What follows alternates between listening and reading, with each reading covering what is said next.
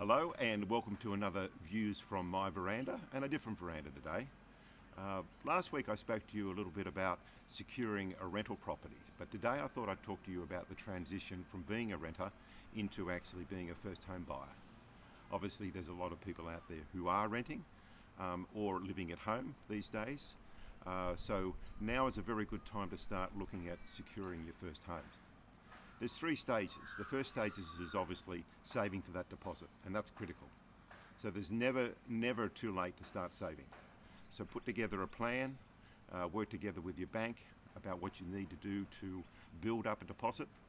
And then at that stage also go and talk to your bank or talk to a mortgage broker about securing a pre-approval on a loan, getting all your documentation in place. I can tell you as an agent, one of the very first questions we ask someone who we identify as a first home buyer is, do you have your pre-approval? And if you don't, or you're still in process of getting it, we probably don't treat you as seriously as a buyer as we would otherwise. So it's very important to get that in place. It's a little bit like going shopping without a credit card. I mean, you're window shopping at that stage. So the second area is related to first home owner benefits, because there's quite a few of them out there at the moment. In regard to the grant, if you're buying a brand new property, up to $600,000, you get a $10,000. If it's land, and it's not much land around our area, it's $750,000. As far as stamp duty concessions, again, if you're buying an existing property, you pay no stamp duty up to $650,000, and it's sort of staggered up to $800,000. Then you've got, if you're buying a brand new property, like a brand new apartment, say in the area, it's up to $800,000, no stamp duty, and then concessions up to $1 million. So that's quite a bit of saving at the end of the day, and banks take those into considerations as well when you're buying a property.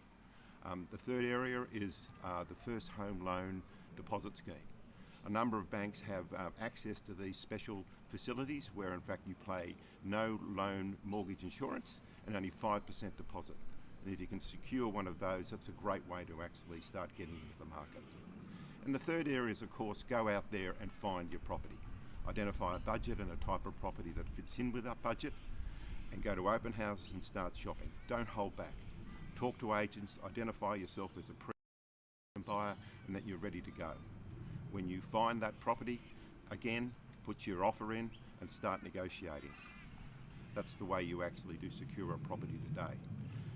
In respect of prices, this is going to be a scary thought, but property prices are at their lowest at the moment. They're only going to go up from here. So even in respect of two of our own boys, they recently purchased a property in Woolooware Bay. They came together, so were able to combine their deposit, which was a great idea, and they were able to get themselves into a good 2-bedroom, 2-bathroom property in what is effectively a luxury style resort complex. We did go as guarantors, and that was another leg up that we were able to do as parents to help them along the way. So look, there's some thoughts about being a first home buyer. We deal with a lot of them. So if you need any advice on buying your first home, or if you know of someone looking to purchase their first home, contact us, message us. That's what we're here for, is to give trusted real estate advice. But until next time, and another veranda, you all take care and look after each other. Thank you.